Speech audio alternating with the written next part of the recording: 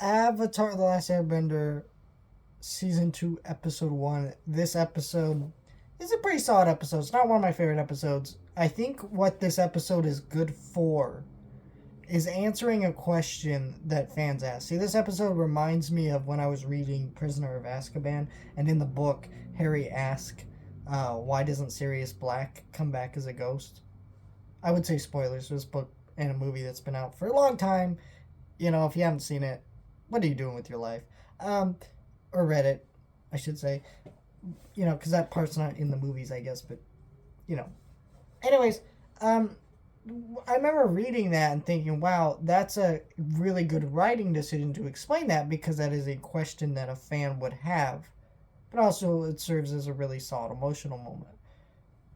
And this episode kind of feels like that, where I guarantee you that the creators probably did hear fans ask, or even kind of were thinking about it themselves, were like, why can't Aang just go into the Avatar state, go full bore, and defeat the Fire Lord that way? Why does he have to learn all the elements when the Avatar state is all that?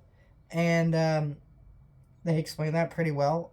And basically, they, geez, that window is not looking good at me. Um, anyways, that is, you know, so they answer all that in this episode, which is that Aang, yes, is at his most powerful because he has the combination of all the avatars. He's also at his weakest because if he's killed in the avatar state, he can't come back.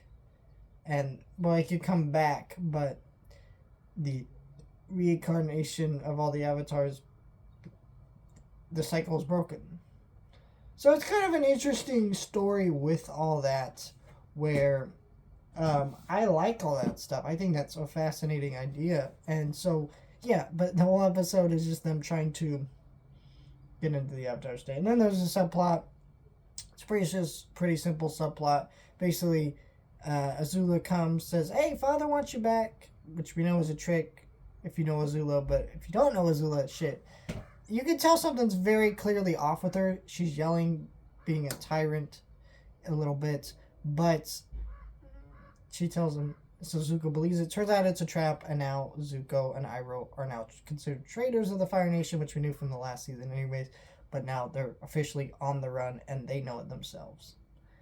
And that sets us on our beautiful journey that they have throughout season 2, which I can't wait to talk about.